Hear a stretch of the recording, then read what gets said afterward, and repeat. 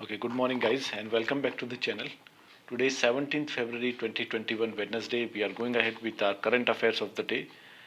Have a look at the slide number one here, which is coming from your Delhi Dehradun. It says Delhi Dehradun Expressway, worth rupees 13,000 crore, to be the first in India to have 12-kilometer long elevated corridor.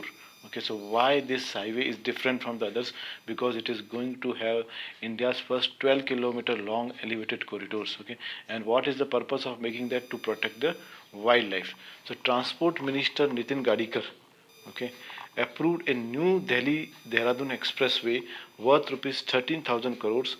It will have 10 elevated roads, and it will also reduce the travel time between the cities to 3 to 3.15 hours, means around 3 to 3.5 hours. Expressway will have a minimum driving speed of around 1000 km per hour.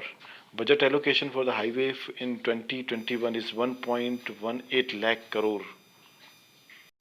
Slide number two is all about Pehla Fagun, Spring Festival celebrated in Bangladesh.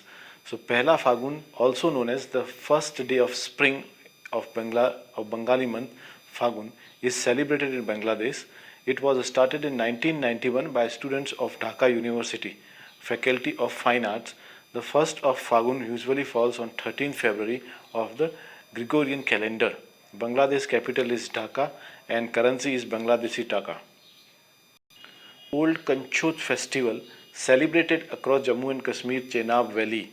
Kanchot festival, a symbol of ancient Nag culture, was observed across Chenab Valley of Jammu and Kashmir. Nag followers who believe that on this day Gauri Tritya, Shiva and Parvati got married and later insisted on thorn made of snow as a wedding gift.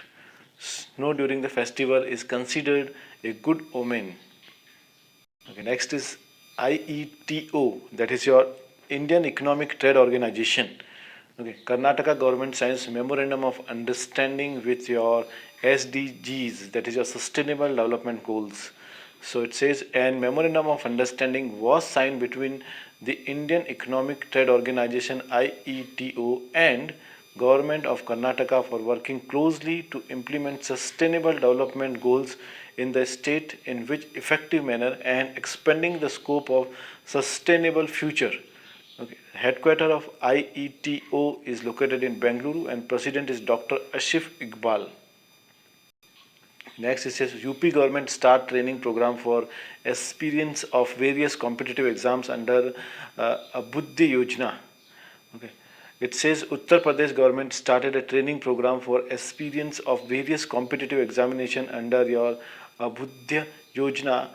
Under the free of cost training will be provided to the candidates who are preparing for the various competitive examination. 5,50,000 students are selected for the training in first phase. Next news is coming in from RBI, Reserve Bank of India. It says RBI forms export panel to explore consolidation of urban economic banks. RBI constituted an 8-member expert panel to draw up a regulatory roadmap for urban cooperative banks, that is UCBS, and study the sector consolidation prospectus. The committee will suggest effective measures for faster rehabilitation and resolution of USBs. Head of the committee is former Director Governor of RBI N.S. Vishwanathan. Okay, next news is coming from your Kotak Mahindra Bank launches a Kotak Remit on mobile to send money abroad directly from the phone. So now this is good news that those who want to send money directly for money to abroad directly from phone, so they can utilize this Kotak Mahindra Bank, which is launched Kotak Remit. Okay, so Kotak Mahindra Bank launched its outward forex remittance services, Kotak Remit, that is called. Okay, allowing its user to directly send money to abroad from their phones. Customers do not have to furnish any physical documents for transaction up to rupees $25,000 or equivalent. It was established in year 1985 bank. Okay, and MD and CEO of this is Uday Kotak. The next news is not so good. It says that India tops the world with 11% of global death in road accident. India is topping that, right? 11% of the overall world's death is occurring in India on the road accident, World Bank report. With just 1% of the world's vehicle, India accounts 11% of the global death in road accidents, according to a report by the World Bank titled Guide for the Road Safety Opportunity and Challenges, Low and Middle Income Country Profiles. Okay, cost estimates of the road crash and serious injury is 7.5% of GDP. Next slide said Assam government appoints Hima Das as DSP. Government of Assam appointed world champion sprinter Hima Das as a deputy superintendent of police in Assam. It also decided to amend the integrated sports policy of the state by appointing sportsperson as class 1 and class 2 officers in different depths. Hima Das is also nicknamed as Ding Express. Next slide is about the gender park. It says International Conference on Gender Equity becomes first government event in Kerala to be carbon neutral. The second edition of ICGE second became the first government event in Kerala to be carbon neutral by ensuring that 3-day event met globally acknowledged environmental credentials with accuracy and transparency. It follows PAS 2020 carbon neutrality standards. Gender Park has also been inaugurated in Kozhikode, Kerala. Next is IIT Bombay launches a fundraising campaign Cherish IIT Bombay 2021. IIT Bombay launches its first ever annual fundraising campaign in India, Cherish IIT Bombay 2021. The funds will be used for the creation of the world-class laboratory complexes, modernization of lecture halls and continuation of awards to attract and retain faculty. Okay. Donations made to IIT Bombay are 100% tax deductible.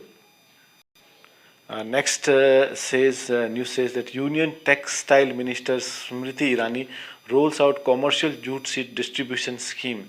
Jute Corporation of India signed a memorandum of understanding with National Seeds Corporation for commercial distribution of 1,000 metric ton certificate jute seeds for year 2021 and 22. Currently, the minimum support price, that is MSP for jute, has been kept rupees 4,225 in financial year 2021. Jute is one of the cheapest fiber produced in India. Our last slide of the day says that Carlos Menem, former president of Argentina, dies at the age of 90. Carlos Menem was an Argentinian lawyer and served the 44th president from 1989 to 99. He promoted laws to form the government and economy after his predecessor Raul Alfonso resigned in the middle of a deep financial crisis caused by hyperinflation. Argentinian capital is your Buenos Aires. Currency is Argentina peso. Okay, guys, so this was our last slide of the day, and I wish you all of you a wonderful Wednesday. Enjoy your time. Have a nice day. Bye bye.